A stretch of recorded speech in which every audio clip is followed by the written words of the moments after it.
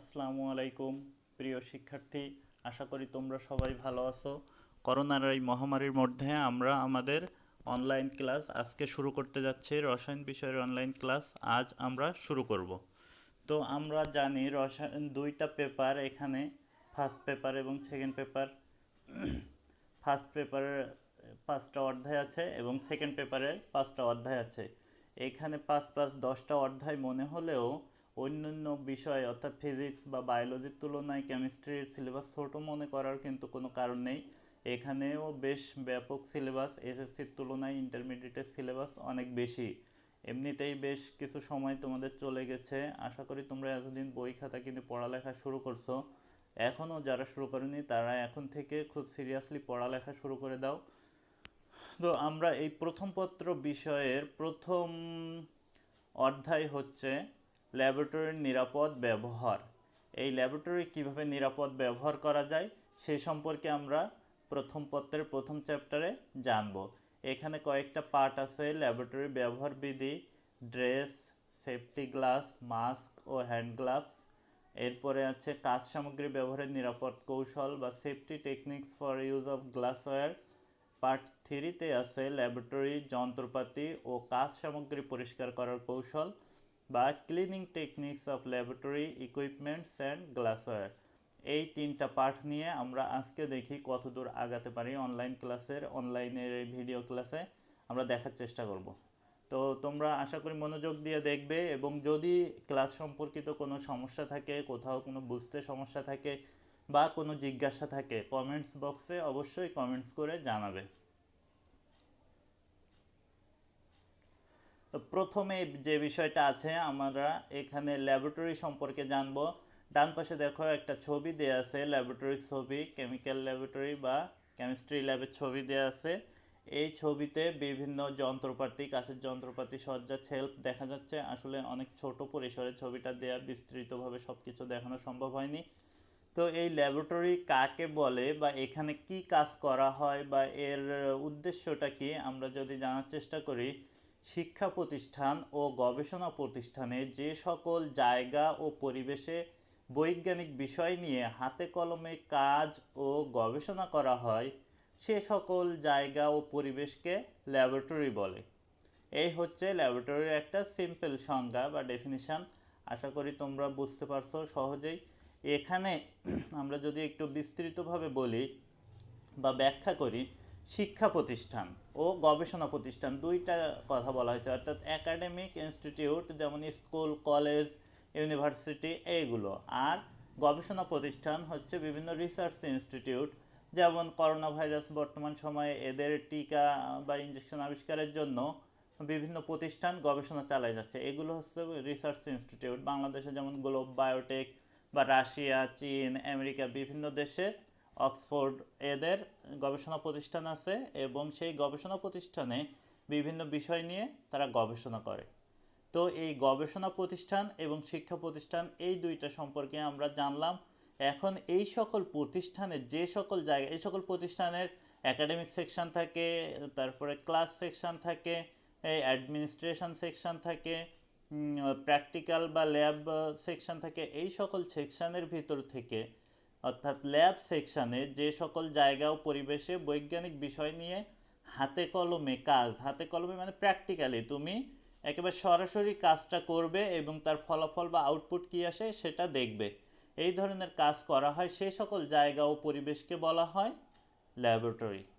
এই ল্যাবরেটরি রসায়নের বিষয়বস্তু ও তত্ত্বীয় ধারণাগুলো সহজে বুঝতে সহায়তা করে, এবং হাতে কলমে কাজ করা ছাড়া কিন্তু রসায়নের বিষয়গুলো খুব সহজে বোঝা যায় না। আর হাতে কলমে কাজ করার এই উপযুক্ত স্থান যেটা হলো ল্যাবরেটরি। ল্যাবরেটরি খোলামেলা, পরিষ্কার পরিচ্ছন্ন, বিপদ ও ঝুঁকিমুক্ত হতে হবে, এবং ল্যাবরেটরিতে থাকতে হবে আধুনিক সকল সুযোগ সুবিধা সহ উপযুক্ত নিরাপত্তা ব্যবস্থা, কারণ কেমিস্ট্রি ল্যাব ফিজিক্স বা বায়োলজি ল্যাব থেকে বেশি ঝুঁকিপূর্ণ। এখানে একটা স্লাইডের ভিতরে কথাগুলো আমি লিখে রাখছি, স্লাইড তৈরি করে। এখানে আসলে প্রত্যেকটা কথারই বেশ ব্যাখ্যা আছে। আমরা সংজ্ঞার মতো যদি নিচের অংশটার একটু ব্যাখ্যা দেখতে থাকি, তাহলে দেখো এখানে হাতে কলমে কাজ করার উপযুক্ত স্থান হলো ল্যাবরেটরি, অর্থাৎ ল্যাবরেটরিতে আমরা কোনো কিছু নিজেরাই সরাসরি কাজ করে তার ফলাফল প্রত্যক্ষ করতে পারি। ল্যাবরেটরি হতে হবে খোলামেলা, অর্থাৎ অনেক জিনিসে পরিপূর্ণ বা দরজা জানলা আটকানো এই ধরনের, বা একটা ল্যাবের ভিতরে সব কিছু গাদাগাদি করে রাখা এরকম হবে না। প্রত্যেকটা বিষয়ের জন্য, যেমন ফিজিক্যাল কেমিস্ট্রি বা ভৌত রসায়নের ল্যাব আলাদা থাকবে, অর্গ্যানিক কেমিস্ট্রির ল্যাব আলাদা থাকবে, ইনঅর্গ্যানিক ল্যাব আলাদা থাকবে, অর্থাৎ কেমিস্ট্রির যে বিভিন্ন সেকশনগুলো আছে প্রত্যেকটার আলাদা আলাদা ল্যাব থাকবে। এবং সেই সেকশনের ভিতর যদি আবার ছোট ছোট ভাগ থাকে, অর্থাৎ কোনো একটা ছোট্ট বিষয়ের জন্য গবেষণা বা হাতে কলমে কাজ করার জন্য আমরা ল্যাবের একটা অংশ নিয়ে দেখব। এই হচ্ছে ল্যাব খোলামেলা। পরিষ্কার পরিচ্ছন্নতার বিষয়টা এটা খুবই সহজ বিষয়, অর্থাৎ ল্যাবের ভিতরে ধুলোবালি বা অন্য কোনো ভিজা তরল জাতীয় পদার্থ পড়ে থাকবে না, বা সেটা পরিষ্কার পরিচ্ছন্ন থাকবে। ল্যাবে কাজ নিয়মিত কাজ না করার সুযোগ হলেও বা প্রয়োজন না হলেও যেন সেটা নিয়মিত পরিষ্কার পরিচ্ছন্ন করা হয়। কোথাও মাকড়সার জাল বা ঝুল এগুলো যাতে না পড়ে, বা অন্যান্য ধুলোবালি যাতে দীর্ঘদিন অব্যবহৃত থাকার পরে ল্যাবের যন্ত্রপাতিতে না পড়ে সেটা খেয়াল রাখতে হবে। এই হলো পরিষ্কার পরিচ্ছন্নতার বিষয়। এছাড়া আমরা নিজেরা যখন ল্যাবে কাজ করব তখনও পরিষ্কার পরিচ্ছন্নতার বিষয়টা গুরুত্ব দিয়ে দেখতে হবে, অর্থাৎ কোনো যন্ত্রপাতি নেওয়ার সময় দেখতে হবে সেটা পরিষ্কার আছে কিনা, না থাকলে সেটা পরিষ্কার করে নিতে হবে, পরিষ্কার করে নিয়ে এটার কাজ শুরু করতে হবে। এবং কাজের শেষেও ওই যন্ত্রপাতিগুলো আবার সব ধুয়ে সুন্দরভাবে পরিষ্কার করে রেখে দিতে হবে। এই হচ্ছে পরিষ্কার পরিচ্ছন্নতা সংক্রান্ত বিষয়। এরপরে আছে বিপদ ও ঝুঁকিমুক্ত হতে হবে, অর্থাৎ ল্যাবরেটরিতে বিভিন্ন ধরনের বিপদ বা ঝুঁকির সম্ভাবনা থেকে যায়। যেমন এখানে বিদ্যুৎ লাইন আছে, বৈদ্যুতিক ঝুঁকি থাকতে পারে। এখানে বিভিন্ন দাহ্য পদার্থ নিয়ে আমরা কাজ করি, এখানে গ্যাস নিয়ে কাজ করা হয় এবং বুনসেন বার্নার বুনসেন দ্বীপে জ্বালানো হয়, এগুলোতে সমস্যা হতে পারে। অর্থাৎ এই সকল বিপদ ও ঝুঁকি খেয়াল রাখতে হবে। এছাড়া অ্যাসিড ও ক্ষার নিয়ে কাজ করা হয়, যেটা খুবই ক্ষয়কারী পদার্থ। অন্যান্য পদার্থ নিয়েও কার্সিনোজেন বা ক্যান্সার সৃষ্টিকারী, অর্থাৎ যে ল্যাবরেটরিতে যে সকল কেমিক্যালস বা পদার্থগুলো নিয়ে কাজ করা হয় সবগুলোই কিন্তু মোটামুটি বেশ স্বাস্থ্য পরিবেশের জন্য কিছুটা হুমকি স্বরূপ বা ঝুঁকিযুক্ত। এই জন্য এই সকল বিষয় নিয়ে কাজ করতে যেয়ে যাতে ঝুঁকির মাত্রা কম থাকে সে বিষয়টা আমাদের খেয়াল রাখতে হবে। ল্যাবরেটরিতে থাকতে হবে আধুনিক সকল সুযোগ সুবিধা সহ উপযুক্ত নিরাপত্তা ব্যবস্থা। বিপদ বা ঝুঁকির ক্ষেত্রে যেটা বললাম, তাহলে ওইগুলো যাতে না হয় সেই জন্য উপযুক্ত নিরাপত্তা ব্যবস্থা থাকতে হবে।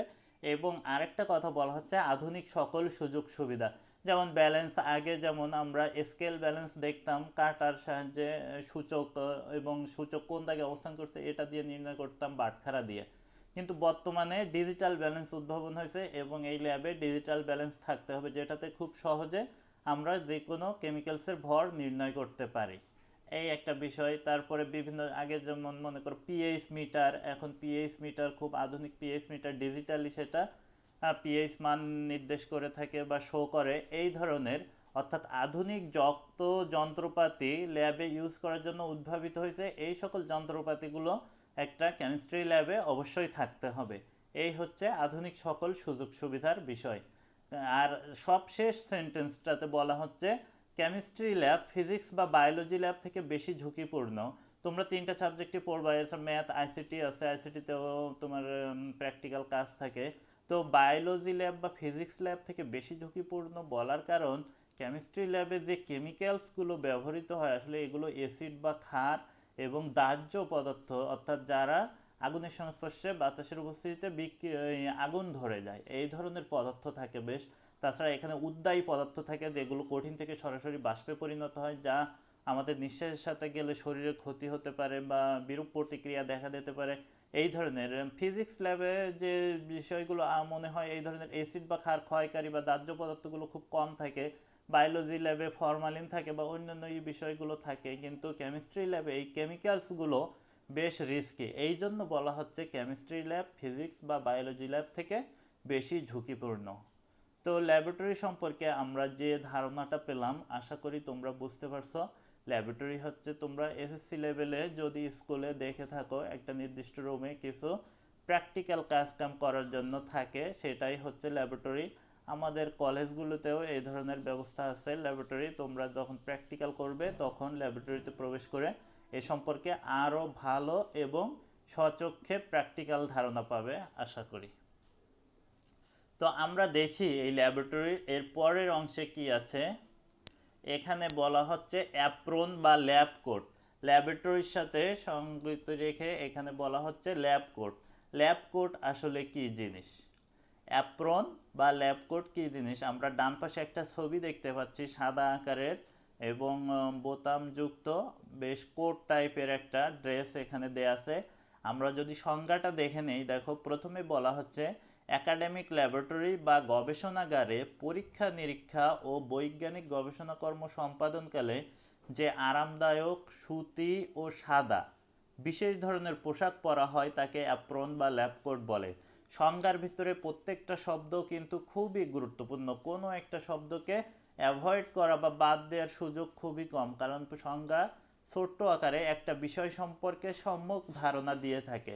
এই জন্য সংজ্ঞার ভিতরে প্রতিটা শব্দ সম্পর্কে সচেতন থাকতে হবে, যখন কোনো সংজ্ঞা লিখবা সেগুলো যাতে বাদ না পড়ে বা বিকৃত না হয়ে যায়, বা একটা শব্দ যেভাবে আছে সেভাবে না থেকে অন্যভাবে লিখতে দেয় তার অর্থ চেঞ্জ না হয়ে যায়, এটা যদি হয় সংজ্ঞাটা ভুল হয়ে যাবে। তো আমরা দেখি এখানে পরীক্ষা নিরীক্ষা বৈজ্ঞানিক গবেষণাকর্ম সম্পাদনকালে, অর্থাৎ আমরা ল্যাবে যে কাজগুলো করি সেইগুলো সম্পাদনকালে আরামদায়ক সুতি ও সাদা বিশেষ ধরনের পোশাক পরা হয়। আরামদায়ক বলা হচ্ছে যাতে সেটা সহজে তাপ বিকিরণ করতে পারে, এবং সুতি ও সাদা, সাদা রং তোমরা জানো এটা সহজেই তাপ বিকিরণ করে, এর উপর আপতিত সকল বিকিরণই সে প্রতিফলিত করে ফেরত দেয়, এই জন্য কোনো তাপ বা কোনো বর্ণের বিকিরণ সহজে শোষিত হয় না, এটা এই জন্য গরম কম হয় বা শরীরে গরম কম লাগবে। সুতি কাপড় সহজে তাপ বিকিরণ করে, লিনেন টেট্রন বা সিনথেটিক জাতীয় কাপড় এগুলোর তুলনায় সুতি কাপড়ের তাপ বিকিরণ ক্ষমতা সব থেকে ভালো, এই জন্য সুতি কাপড়ের হতে হবে। সাদা ও সুতির বিষয়টা আমরা বুঝলাম, আর এই দুইটার সমন্বয়ই হচ্ছে এই অ্যাপ্রন বা ল্যাব কোটটা আরামদায়ক হবে। এখন এখানে অ্যাপ্রন বা ল্যাব কোট সম্পর্কে বলা হচ্ছে, এটা অবশ্যই দিয়ে অ্যাপ্রন বা ল্যাব কোট অবশ্যই কয়েকটা পয়েন্ট দেওয়া আছে, দেখি আমরা কি বলতে সেগুলো। সংজ্ঞার ভিতরে যেটা বলা হচ্ছে মনে হয় সেগুলোরই আরও একটু জোর দিয়ে বলা হয়েছে। সাদা কাপড়ের হতে হবে যাতে আরামদায়ক ও সহজে শরীরে তাপ বিকৃত হয়, 1 নম্বর পয়েন্ট। 2 নম্বরে বলা হচ্ছে সুতি কাপড়ের হতে হবে যা আরামদায়ক ও অদাহ্য হয়। আরামদায়ক শব্দটা তোমরা সহজে বুঝো, এখানে অদাহ্য বলা হচ্ছে, অদাহ্য আর দাহ্য এইটা কি জিনিস। দাহ্য পদার্থ হচ্ছে ওইগুলো যারা বাতাসের সংস্পর্শে বা অক্সিজেনের উপস্থিতিতে সামান্য একটু স্পার্ক আগুনের স্ফুলিঙ্গ পেলেই ধপ করে জ্বলে ওঠে এবং বেশ পরিমাণে আগুন ধরে যায় বা দহন সংঘটিত হয়, এগুলোকে বলা হয় দাহ্য পদার্থ। তাহলে এই ধরনের পদার্থ যেগুলো না, বা এই বৈশিষ্ট্যগুলো যে সকল পদার্থে থাকবে না তারাই হবে অদাহ্য পদার্থ। তো লিনেন বা সিনথেটিক বা পলিস্টার এই জাতীয় কাপড় কিছুটা দাহ্য সুতি কাপড়ের তুলনায়, কারণ ওগুলো যখন জ্বলতে থাকে বা দহন হয় তখন ওইটা কিছুটা গলে যায় এবং অর্ধতরল জাতীয় আঠালো মতো পদার্থ সৃষ্টি হয়। কিন্তু সুতি কাপড় যখন যদি কোনো কারণে পোড়ানো হয় বা পুড়ে যায় বা আগুন ধরে যায়, এটা দেখবে পুড়ে একেবারে ছাই মতো হয়ে যায়, ওইটার থেকে আর তেমন ক্ষতির সম্ভাবনা থাকে না। এবং এই সুতি কাপড়টা ততটা দাহ্য না, এর আগুনটাও সহজে নিভানো যায়, ততটা শক্তিশালী না, কিন্তু সুতি কাপড় ব্যতীত অন্যান্যগুলো বেশ দাহ্য হয়ে থাকে, এই জন্য সুতি কাপড়ের হতে হবে যা আরামদায়ক ও অদাহ্য হয়। 3/4 হতে হবে যেন রাসায়নিক দ্রব্য বা আগুনের সংস্পর্শে না যায়। 3/4 বা 4/4 সাবধানতার সাথে কাজ করতে পারলে, বা যারা দক্ষ ল্যাবে দীর্ঘদিন কাজ করতেছে তারা 4/4 পড়লে সমস্যা হওয়ার কথা না, কিন্তু যারা নতুন তাদের জন্য 3/4 বেটার, কারণ নিচের দিকে দেখা যাচ্ছে ঝুলতে থাকবে, ওইটা কোনো কেমিক্যালস বা পদার্থের সংস্পর্শে আসতে পারে। 4/4 হাতা হলে যখন তোমরা প্রথম কাজকাম করবে কেমিক্যালস নিয়ে, এই অ্যাপ্রনের হাতাটা কেমিক্যালসে লাগতে পারে বা হাতায় কেমিক্যালস মিশে যেতে পারে, এই জন্য 3/4 অ্যাপ্রন সবচেয়ে ভালো, বিশেষ করে নতুনদের জন্য 3/4 অ্যাপ্রন এই জন্য ব্যবহার করবে, বা তোমরা যখন তৈরি করবে তখন 3/4ই তৈরি করবে। 4 নম্বর পয়েন্ট বলা হচ্ছে ঢিলে ঢালা হওয়া বাঞ্ছনীয় নয় এবং ফিতা থাকলে ভালো হয়। অ্যাপ্রন খুব বেশি ঢিলে ঢালা হবে না, যে তোমার আবার খুব টাইটও হবে না, মোটামুটি মিডিয়াম লেভেলের একটা ফিটিং হবে। খুব বেশি ঢিলে ঢালা হলে সেটা দেখা যাচ্ছে তোমার কেমিক্যালসের সাথে যে মিশতে পারে বা ওইটা অন্য ল্যাবে কাজ করার ক্ষেত্রে বিঘ্ন সৃষ্টি হতে পারে, সেটা গোছানো বা কন্ট্রোলে রাখা সমস্যার সৃষ্টি করতে পারে। এখানে আমরা ছবিতে দেখছি ল্যাবের অ্যাপ্রনে বোতাম দেওয়া আছে, কিন্তু পয়েন্টে বলা হচ্ছে ফিতা থাকলে ভালো হয়। আসলে এটাই ঠিক, ফিতা থাকলে ভালো হয়। এখানে ফিতার ছবিটা আমি পাইনি, এই জন্য এটা বোতামের ছবি, বোতামযুক্ত অ্যাপ্রনের ছবিটাই দিয়ে দেওয়া হয়েছে। এখানে দেখো ফিতা থাকলে যে সুবিধা, সেই সুবিধাটা আসলে কি?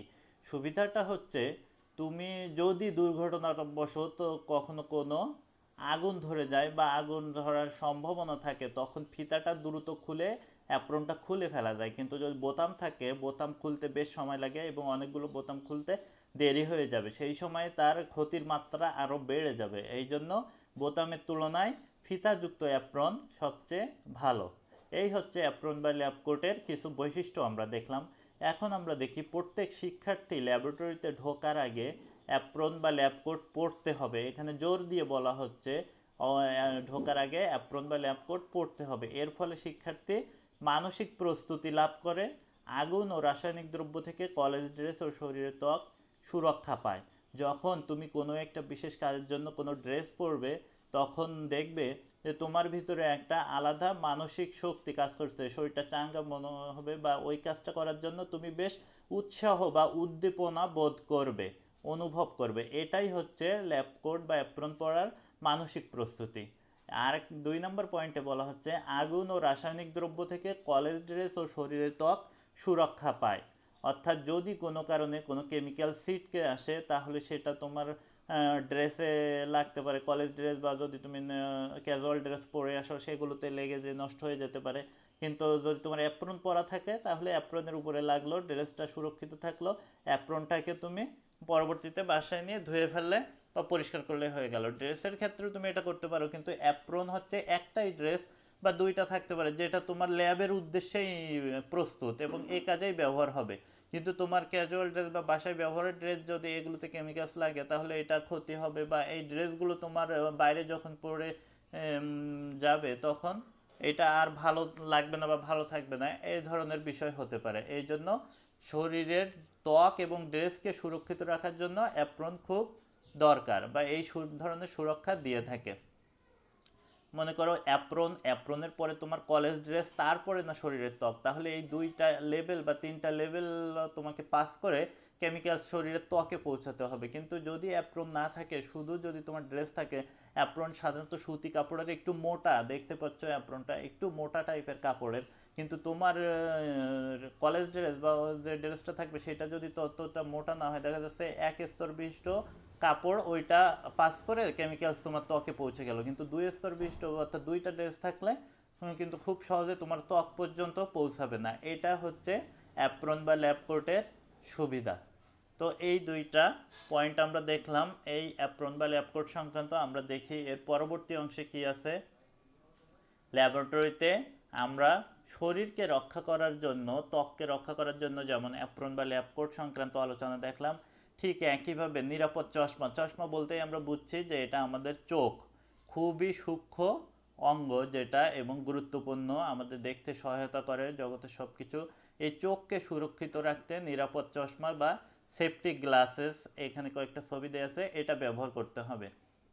আমরা যদি এই বিষয়টার সংজ্ঞাটা একটু দেখে নিই প্রথমে, এখানে যেটা দেয়া আছে, একাডেমিক ল্যাবরেটরি বা গবেষণাগারে পরীক্ষা নিরীক্ষা ও বৈজ্ঞানিক গবেষণাকর্ম সম্পাদনকালে ক্ষতিকর ও উদ্বায়ী রাসায়নিক দ্রব্য, বিভিন্ন গ্যাস ও রাসায়নিক বাষ্প, বিভিন্ন রেডিয়েশন হতে চোখকে সুরক্ষিত রাখতে যে বিশেষ ধরনের চশমা পরা হয় তাকে সেফটি গ্লাস বা নিরাপদ চশমা বলে।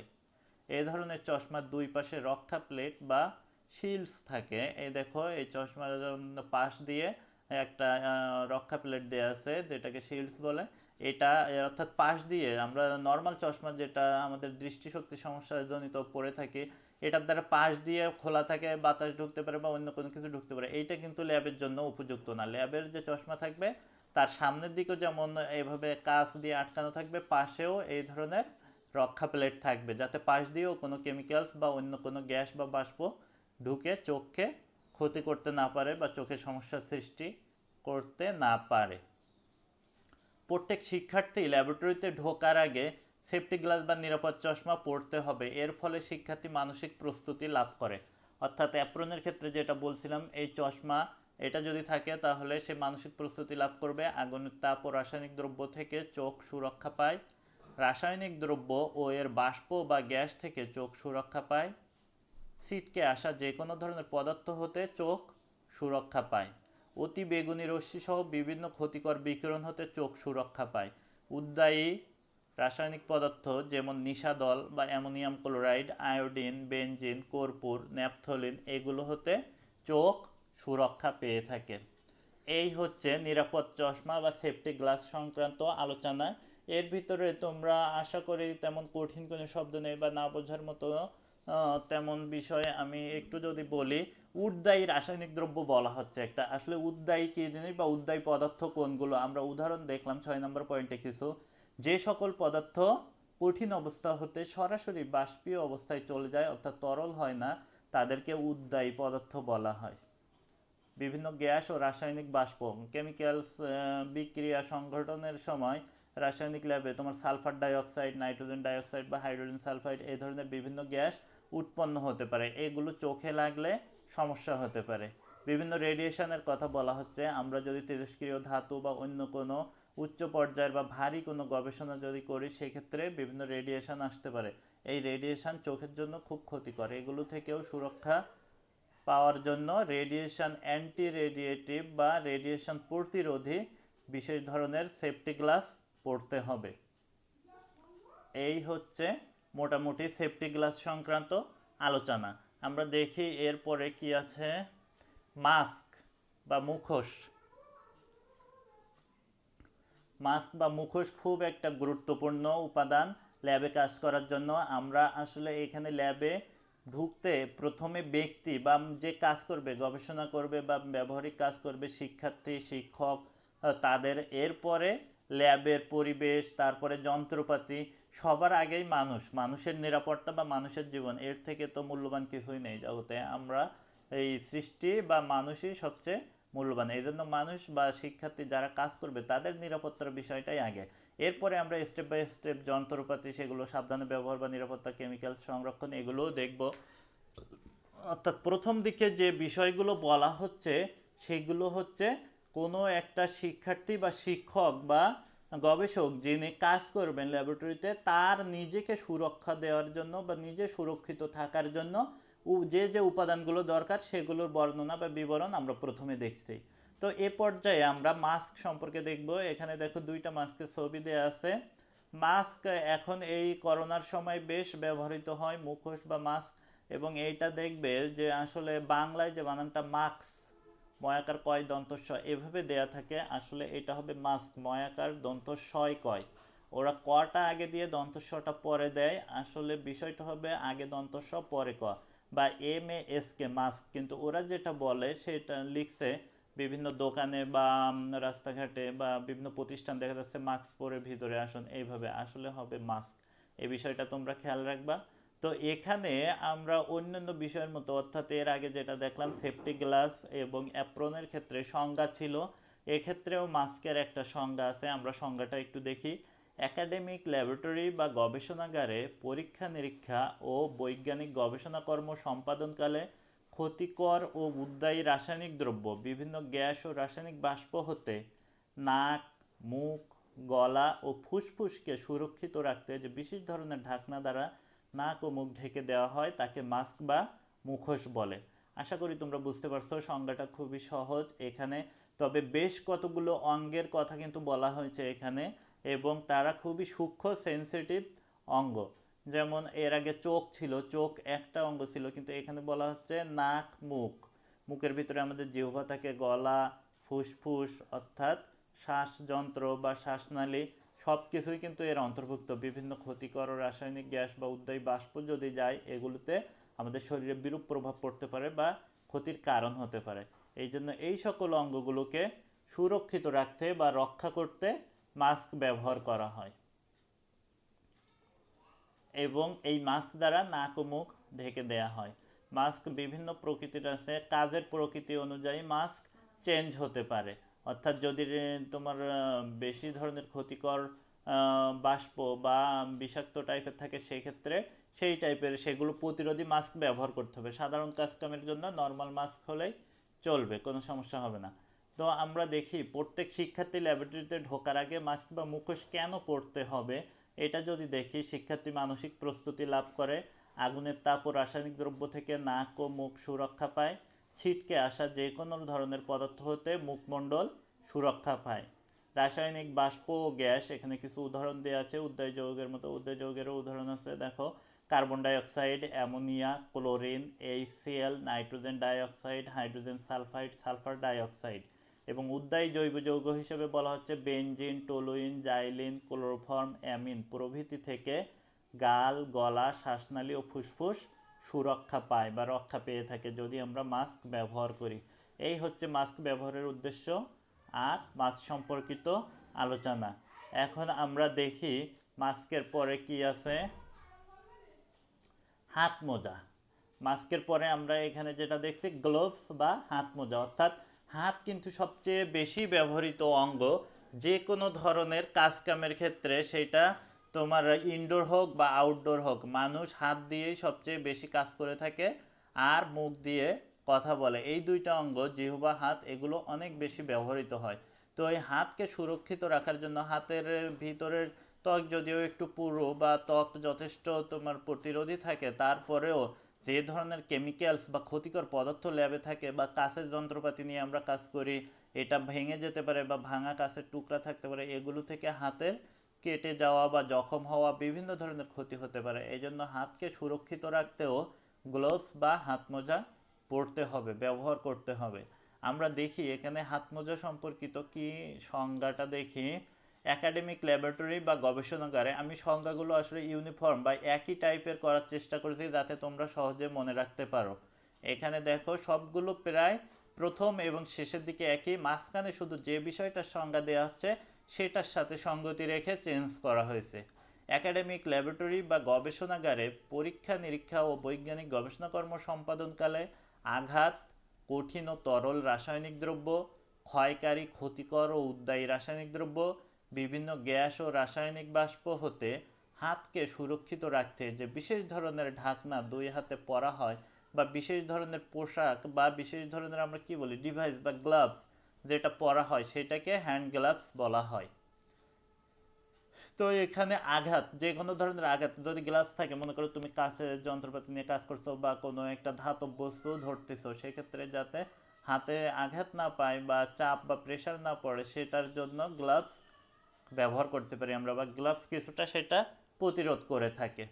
কঠিন ও তরল রাসায়নিক দ্রব্য, কঠিন রাসায়নিক দ্রব্য সরাসরি খালি হাতে ধরা ঠিক না, বা তরলটাও ধরা ঠিক, তরলের পাত্র যদি ধরি, পাত্রের থেকে এই তরল কেমিক্যালস আমাদের হাতে লেগে যেয়ে সেটা ক্ষতি করতে পারে।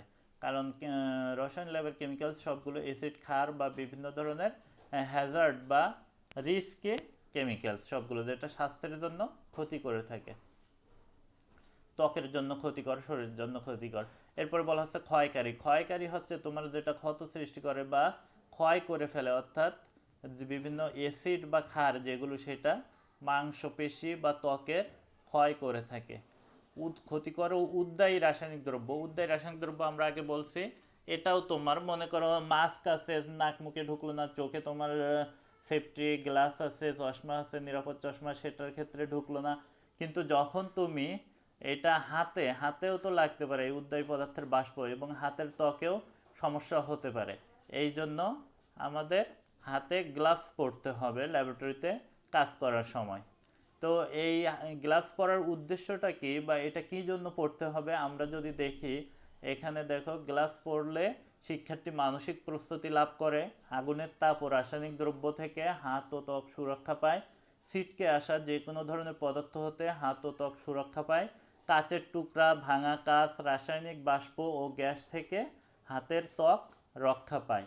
অর্থাৎ কোনো একটা কাচের টুকরা মনে করো তুমি সরাবা, অথবা কোনো একটা কাচের যন্ত্র তুমি ব্যবহার করছো, সেটা তোমার অজান্তে কোথাও ফাটল আছে বা ভাঙা অংশ আছে, ধরতে যেয়ে হাতে ক্ষতি হতে পারে, কিন্তু যদি ভালো ধরনের গ্লাভস থাকে তাহলে হয়তো তুমি সেক্ষেত্রে সুরক্ষিত থাকবে। এই হচ্ছে গ্লাভস বা হাত মোজা পরার উদ্দেশ্য। ছিটকে আসা যে কোনো ধরনের পদার্থ কাজ করতে দেয়, তাপ দেওয়ার সময় বিভিন্ন লিকুইড বাম্পিং হতে পারে, অর্থাৎ ছিটকে এসে হাতে লাগতে পারে, সেটার থেকেও সুরক্ষা পাবে। আগুনের তাপ দেওয়ার সময় ত্বকে আগুনের তাপ লাগতে পারে, গ্লাভস থাকলে গ্লাভসের উপরে কিছুটা তাপ লাগবে, অর্থাৎ হাতের ত্বক এক্ষেত্রে সুরক্ষিত থাকবে এবং রাসায়নিক দ্রব্য থেকেও সুরক্ষিত থাকবে। সকল ক্ষেত্রে এই ধরনের যে ডিভাইসগুলো বা যে যন্ত্রপাতিগুলো বা যে পোশাক ইউনিফর্মের যে অংশগুলো, এগুলো যদি সব পরে তারপরে ল্যাবে কাজ করতে ঢোকা হয়, তাহলে শিক্ষার্থী মানসিক দিক দিয়ে চাঙ্গা থাকবে, মানসিক প্রস্তুতি লাভ করবে। এই হচ্ছে গ্লোভস বা হাত মোজা সংক্রান্ত আলোচনা। আমরা দেখি এরপরে কি আছে। একজন শিক্ষার্থী বা গবেষক বা শিক্ষকের ল্যাবে কাজ করার জন্য এখানে বিভিন্ন প্রকার গ্লোভস সম্পর্কে একটু বলা আছে। আমরা দেখি রাসায়নিক বস্তু দ্বারা সৃষ্ট ক্ষতিকর প্রভাবের মাত্রার উপর নির্ভর করে বিভিন্ন প্রকার হ্যান্ড গ্লাভস ব্যবহার করা হয়, যেমন নাইট্রাইল গ্লাভস, জিটেক্স gloves, latex gloves, vinyl gloves, neoprene gloves. বেশ 4-5 প্রকারের গ্লাভস সম্পর্কে বলা আছে। এখানে নাইট্রাইল গ্লাভস হচ্ছে সংশ্লেষিত রাবার বা অ্যাক্রাইলোনাইট্রাইল সংকেত দেওয়া আছে তোমরা, ও বিউটাডাইনের, এটা দুইটা দ্বিবন্ধন আছে, ডাইন বিউটাডাইনের কোপলিমার। এই সকল যৌগ সম্পর্কে আমরা যখন অর্গানিক কেমিস্ট্রি পড়ব তখন তোমরা ভালো ধারণা পাবে এবং এগুলো বুঝতে পারবে। যদি এসএসসি লেভেলে এগুলো সম্পর্কে জেনে থাকো তাহলে তো খুবই ভালো। তো আমরা দেখি ল্যাবরেটরিতে প্রধানত নাইট্রাইল গ্লাভস ব্যবহৃত হয়। নাইট্রাইল গ্লাভসে প্রোটিন উপাদান না থাকায় কোনো অ্যালার্জি সৃষ্টি হয় না।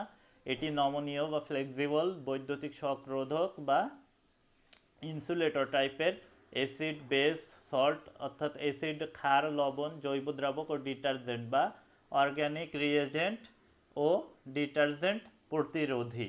জিটেক্স গ্লাভস কোনগুলো? ছোটোখাটো জ্বলন্ত বস্তু নিয়ে কাজ করার সময় জিটেক্স গ্লাভস ব্যবহার করা হয়, অর্থাৎ জ্বলন্ত বস্তু, যেমন মনে করো বুনশান বার্নার শিকায় কোনো কিছু তাপ দিচ্ছ বা শিকা পরীক্ষা করছো, এই ধরনের ক্ষেত্রে এই জিটেক্স গ্লাভস ভালো কাজ করে। রিরোলিং মিলের শ্রমিকরা এটি ব্যবহার করে, অর্থাৎ আমরা যে বিএসআরএম বা কেএসএম বিভিন্ন যে রড তৈরি হয় এই রিরোলিং মিল, এইখানে শ্রমিকরা এই জিটেক্স গ্লাভস ব্যবহার করে। জিটেক্স হলো ফাইবার কাঁচ দ্বারা তৈরি উল লাইনিং বা নাইট্রাইল আস্তরণযুক্ত লেদার গ্লাভস, অর্থাৎ চামড়ার উপরে বা লেদার, এটা আর্টিফিশিয়াল বা জেনুইন লেদার হতে পারে, এই লেদারের উপরে তোমার উল লাইনিং অর্থাৎ ছোট ছোট উল বসানো থাকে এবং নাইট্রাইলের আস্তরণ থাকে। ল্যাটেক্স গ্লাভস কি জিনিস? এটি প্রাকৃতিক রাবার ল্যাটেক্স থেকে তৈরি করা হয়। ল্যাটেক্স রাবারে প্রোটিন থাকে, এটি ব্যবহারে হাতে অ্যালার্জি সৃষ্টি হতে পারে, সবার না, কারো কারো এই ধরনের অ্যালার্জির সমস্যা হতে পারে। এটি প্রাকৃতিক রাবার গ্লাভস। ভিনাইল গ্লাভস, এইটা হচ্ছে পলিভিনাইল ক্লোরাইড বা পিভিসি, যা সহজে পচে না, এটা দিয়ে তৈরি ভিনাইল গ্লাভস। মৃদু ক্ষয়কারী ও বিরক্তিকর পদার্থের ব্যবহারকালে এটা পরা হয়। পিভিসি পাইপ, আমরা টেলিভিশনে অ্যাড দেখে থাকতে পারো তোমরা, পলিভিনাইল ক্লোরাইড বা পিভিসি, এই পলিমার দ্বারা পিভিসি পাইপ তৈরি করা হয়। আবার এই পলিমার কিছুটা ফ্লেক্সিবল টাইপের, যেগুলো দ্বারা ভিনাইল গ্লাভস তৈরি করা হয়। সর্বশেষ আমরা এখানে দেখব নিউপ্রিন গ্লাভস।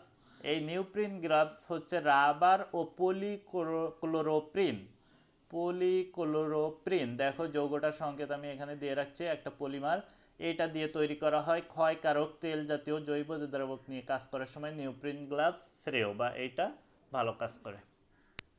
এরপরে আমরা ল্যাবরেটরির গোল্ডেন রুলস বা সোনালী বিধি কিছু দেওয়া আছে, অর্থাৎ ল্যাবরেটরিতে কাজ করার সময় নিরাপদ পরিবেশ সৃষ্টি ও বজায় রাখতে কতগুলো নিয়ম অবশ্যই পালন করতে হয়। সেগুলো হচ্ছে নিয়মানুবর্তিতা, যত্নশীলতা, অধ্যবসায়, পরিশ্রম, সুবিবেচনা ও পরিচ্ছন্নতা।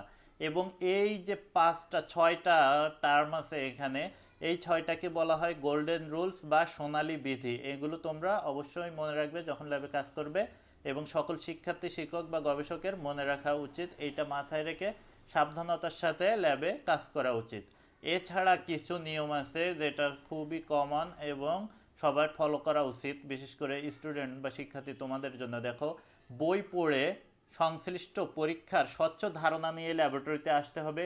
চিৎকার করে জোরে কথা বলা পরিহার করতে হবে। নিজের ডেস্ক পরিষ্কার পরিচ্ছন্ন রাখতে হবে। অর্থাৎ তুমি যে পরীক্ষাটা করবা আগের দিন সেইটা সম্পর্কে একটা ক্লিয়ার ধারণা নিয়ে আসবা এবং পরীক্ষা শুরু করার আগে যদি কোনো সমস্যা বা ক্লামজি থাকে, কোথাও যদি না বোঝো, অস্পষ্টতা থাকে, অবশ্যই শিক্ষকের কাছে বিষয়টা উপস্থাপন করে ক্লিয়ার হয়ে নিতে হবে, তারপরে ওইটা সম্পর্কে কাজ শুরু করতে হবে। এই ধরনের অস্পষ্ট ধারণা বা পরীক্ষা সম্পর্কে অসম্পূর্ণ ধারণা নিয়ে যে দেখি কি হয় বা কিভাবে কি হবে, এই ধরনের তাত্ত্বিক অসম্পূর্ণ ধারণা নিয়ে কোনো প্র্যাকটিক্যাল কাজ শুরু করা যাবে না। সেই ক্ষেত্রে বিভিন্ন অ্যাক্সিডেন্ট ঘটতে পারে, ঝুঁকি সৃষ্টি হতে পারে। এই বিষয়টা সাবধানতার সাথে মেনে চলতে হবে।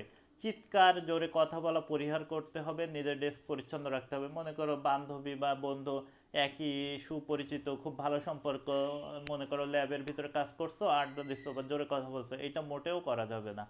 আর নিজের ডেস্ক, যে ডেস্কে তুমি কাজ করবা সেটা পরিষ্কার পরিচ্ছন্ন রাখতে হবে।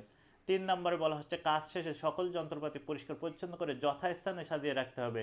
তুমি জিনিসটা যেখান থেকে নিছিলে, যন্ত্রটা যেখান থেকে যেভাবে ছিল, ওইখান থেকে নিয়ে কাজ শেষে ধুয়ে আবার ঠিক সেভাবে সেখানেই রাখতে হবে। এবং ওইটা যদি খুব ভালো সেন্সিটিভ শুষ্ক জায়গা হয় বা তোমার তাপ মুক্ত জায়গা হয়, তাহলে তুমি যখন এই যন্ত্রটা ধোয়ার পরই কিন্তু ওই যথাস্থানে রাখবে না, একটু দেরি করবে যাতে ওর পানিটা কিছুটা ঝরে যায় বা পানিটা শুকিয়ে যায়, তারপরে সেখানে রেখে দিতে হবে। কাজ শেষে সকল যন্ত্রপাতি পরিষ্কার পরিচ্ছন্ন করে যথাস্থানে সাজিয়ে রাখতে হবে। এইটা হচ্ছে 3 নম্বর পয়েন্ট। 4 নম্বর বলা হচ্ছে পরীক্ষা শেষে সাবান দিয়ে হাত ধুতে হবে তোমার নিজের শরীর রক্ষার জন্য। যদি তুমি গ্লোভস পরে কাজ করছো, মনে করো গ্লোভসের ভিতর দিয়ে কোনো কিছু পাস করেনি বা তোমার হাতে লাগেনি, তারপরেও গ্লোভস খোলার পরে তোমার হাত সাবান দিয়ে ভালো করে ধুয়ে নিতে হবে। অযথা বুনসেন বার্নার বা স্পিরিট ল্যাম্প জ্বালিয়ে রাখা যাবে না, যেটা আগুনের ব্যবহারের জন্য আমরা এটা করে থাকি। স্পিরিট ল্যাম্প বা গ্যাসের মাধ্যমে বুনসেন শিখা জ্বালায় বিভিন্ন বিক্রিয়ায় তাপ দেয় বা তাপের প্রয়োজন হলে সেখান থেকে নেই। এগুলো অযথা মানে অপ্রয়োজনে জ্বালায় রাখা যাবে না। এটা তোমার যেমন এটার অপচয় হবে, ক্ষতি হবে, তেমনি তাপ সৃষ্টি করবে ল্যাবরেটরিদের ভিতরে, বা তোমার প্রয়োজন না হলে এটা ব্যবহার না করাই ভালো। 6 নম্বর পয়েন্ট বলা হচ্ছে বইপত্র, খাতা, ব্যাগ, পানির বোতল বা অন্য কিছু টেবিলে ছড়িয়ে রাখা যাবে না।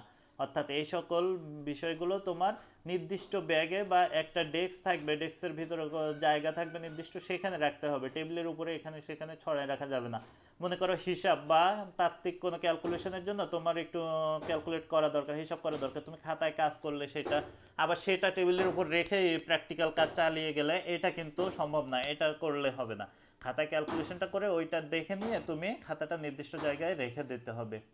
7 নম্বর পয়েন্ট বলা হচ্ছে ব্যালেন্সের প্যান অর্থাৎ নিকটিভ পাল্লা, যেটাতে আমরা কেমিক্যালস ওয়েট করি, ও আশপাশ পরিষ্কার পরিচ্ছন্ন রাসায়নিক দ্রব্য মুক্ত রাখতে হবে। অর্থাৎ ব্যালেন্স, এটা ক্ষয়কারী রাসায়নিক দ্রব্য যদি ব্যালেন্সে যায়, পাল্লা ক্ষয় হয়ে গেলে সেখান থেকে ওজন বা ভর নির্ণয় ত্রুটি চলে আসবে। এই জন্য ব্যালেন্সের পাশে পরিষ্কার পরিষ্কার পরিচ্ছন্ন রাখতে হবে এবং রাসায়নিক দ্রব্য মুক্ত রাখতে হবে। সম্পূর্ণ মনোযোগী হতে হবে, তাড়াহুড়া করা বা অন্যমনস্ক হওয়া যাবে না। সেন্সিটিভ হতে হবে, অ্যাটেন্টিভ হতে হবে। সিনসিয়ার অ্যান্ড অ্যাটেন্টিভ, এইটা মনে রাখতে হবে তোমাদের। অর্থাৎ ল্যাবে কাজ করা এটা পড়ার বিষয়, তাত্ত্বিক কোনো বিষয় তুমি মনে করো ওই সময় খেয়াল করলে না, পরবর্তীতে ওই জিনিসটা আবার তুমি শুনে ওইটা ঠিক করতে পারবে। কিন্তু তুমি যদি প্র্যাকটিক্যাল কোনো কাজ করতে যাও, কোনো টিচার যখন নির্দেশনা দেবে সেই বিষয়ে তুমি যদি ওইটা মনোযোগ দিয়ে না শোনো বা কোনো কিছু মিসিং হয়, তুমি ওই কাজটা করতে যে সেই কাজটা অফ হয়ে গেলে দেখা যাচ্ছে দুর্ঘটনা ঘটতে পারে, বা যেভাবে হওয়ার কথা সেভাবে হলো না, বা রেজাল্ট ভুল আসতে পারে, তোমার পরীক্ষার ফলাফলে ভুল আসতে পারে। এই জন্য অবশ্যই মনোযোগী হতে হবে, অন্যমনস্ক হওয়া যাবে না, কোনো কাজ তাড়াহুড়া করে করা যাবে না। 9 নম্বর পয়েন্ট কখনো কোনো রাসায়নিক দ্রব্যের গন্ধ ও স্বাদ নেওয়া যাবে না। কিউরিয়াস মাইন্ডেড বা খুবই আগ্রহী বা উৎসুক হয়ে কোনো একটা রাসায়নিক পদার্থ দেখি গন্ধ কেমন, সুখে দেখে একটু, বা রং কেমন, বা জিভে দিয়ে দেখে এটার টেস্ট কেমন, এরকম কিন্তু করা যাবে না। এইটা মনে রাখতে হবে, এতে তোমার ক্ষতি হতে পারে, তোমার স্বাস্থ্যগত সমস্যা হতে পারে বা তোমার শরীরের ক্ষতি হবে। 10 নম্বর পয়েন্ট আমরা দেখি ব্যবহারের পূর্বে সকল রাসায়নিক দ্রব্যের লেভেল ভালোভাবে দেখে নিতে হবে। তুমি কী ধরনের পদার্থ ব্যবহার করতে চাচ্ছ, ওই পদার্থ ওই পাত্রে আছে কি না, পাত্রের লেভেল দেখতে হবে। তুমি যে পদার্থটা ব্যবহার তার ঘনমাত্রা ঠিক আছে কিনা বা তার পার্সেন্টেজ ঠিক আছে কিনা, অর্থাৎ এই লেভেল খুব ভালো মতো পড়ে তারপরে ব্যবহার করতে হবে। ওই লেভেলে ঝুঁকির মাত্রাও দেয়া থাকে হ্যাজার্ড সিম্বল দিয়ে, সেগুলো মেনে সাবধানতার সাথে ওই রাসায়নিক দ্রব্য ব্যবহার করতে হবে। নাম্বার 11 হচ্ছে রাসায়নিক বর্জ্যকে নির্দিষ্ট ডাস্টবিনে ফেলতে হবে। অর্থাৎ chemical West and other West, এটা তোমার মনে করো হাউস হোল্ড বা গৃহস্থালির ওয়েস্ট, এটা কিন্তু সেম না। কেমিক্যাল ওয়েস্টে রাখার জন্য একটা নির্দিষ্ট ডাস্টবিন থাকে, যেমন তোমার হাসপাতালের ওয়েস্টগুলো রাখার জন্য বা বর্জ্যগুলো রাখার জন্য বিশেষ ধরনের ডাস্টবিন বা ওয়েস্ট বক্স কিন্তু থাকে। ঠিক একইভাবে কেমিক্যাল ল্যাব বা ল্যাবরেটরির ক্ষেত্রেও এই ধরনের থাকে, সেইখানে রাখতে হবে, যে কোনো জায়গায় বর্জ্য ফেলা যাবে না। গাঢ় অ্যাসিড লঘুকরণে বইয়ের নির্দেশনার সতর্কতার সাথে অনুসরণ করতে হবে। এখানে বইয়ের নির্দেশনা আকারেই পয়েন্টটা বলা হয়েছে, আসলে এর ভিতরে 4-5টা পয়েন্ট আছে যেগুলো লিখলে আরও অনেক বড় হয়ে যাবে, এই জন্য আমি এটা না লিখে সরাসরি বলছি বইয়ের নির্দেশনা সতর্কতার সাথে অনুসরণ করতে হবে। অর্থাৎ গাঢ় অ্যাসিডকে তুমি যদি লঘু করতে চাও তাহলে কোনো একটা পাত্রে গাঢ় অ্যাসিড নিয়ে যদি তার ভিতরে পানি ঢেলে দাও তাহলে ওই অ্যাসিড পানিগ্রাসী হবে এবং খুব দ্রুত বিস্ফোরণ সহকারে বিক্রিয়া করবে বা লঘু হবে এবং সেক্ষেত্রে বাষ্প হতে পারে বা ছিটকে আসবে, এই ধরনের দুর্ঘটনা হবে।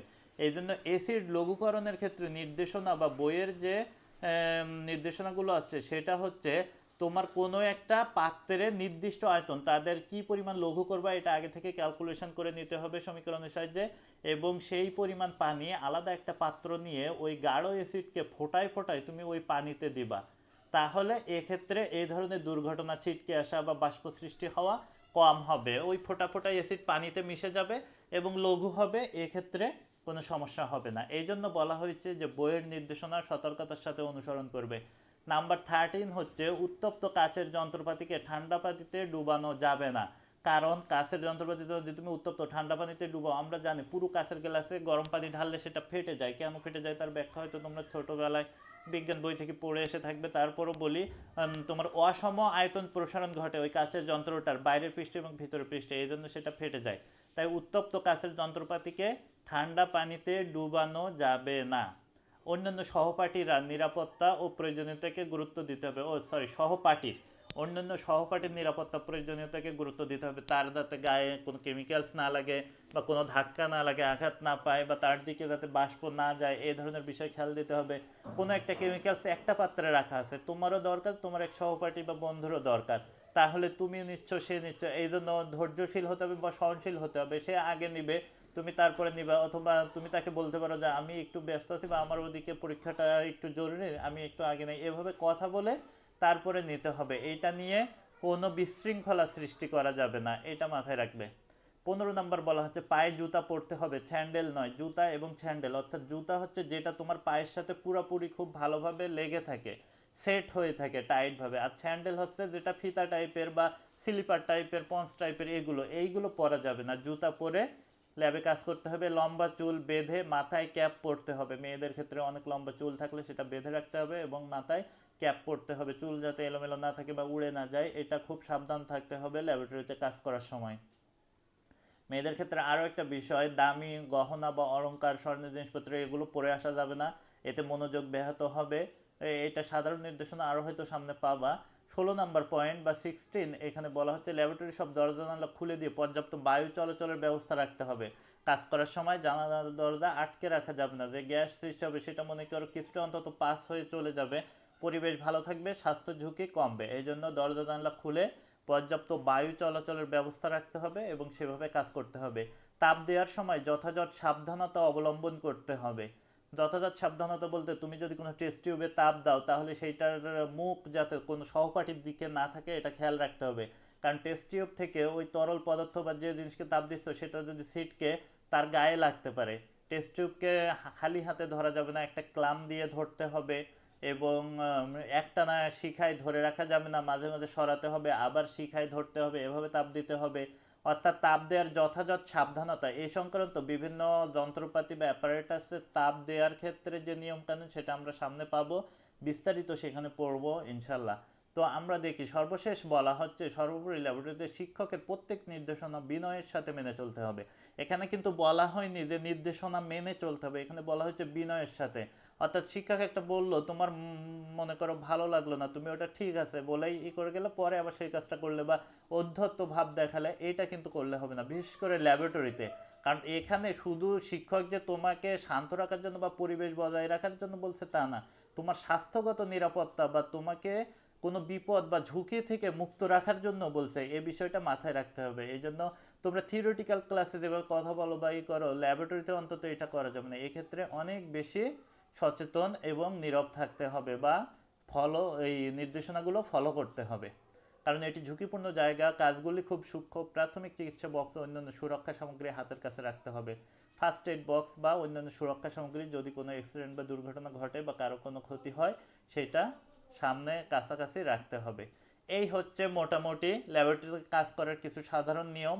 আমরা আজকের ক্লাস এ পর্যন্ত, আগামীতে ইনশাল্লাহ এরপর থেকে আবার আমরা ভিডিও ক্লাস আপলোড করব এবং অনলাইনে তোমরা দেখবা। এক্ষেত্রে তোমাদের সাথে সরাসরি কথা বলা বা পরিচিত হওয়া বা তোমাদের কোনো বিষয়ে অস্পষ্টতা, কোনো জিজ্ঞাসা আমি জানতে পারছি না, তবে এইটা যখন আমি এই কলেজের ফেসবুক পেজে আপলোড করব তখন তার নিচে তোমরা কমেন্টস করে দিতে পারো কোনো সমস্যা থাকলে, যে কোনো সুবিধা অসুবিধা থাকলে, পড়ার বিষয়ে বা পড়ানোর বিষয়ে কোনো সমস্যা থাকলে। আর আমার সাথে যোগাযোগ করতে পারো, আমাকে ইনবক্সও করতে পারো, কোনো সমস্যা না। তো ঠিক আছে, সবাই ভালো থাকো, সবাইকে শুভকামনা এবং নতুন ক্লাসে সুস্বাগতম জানিয়ে শেষ করছি। আল্লাহ হাফেজ।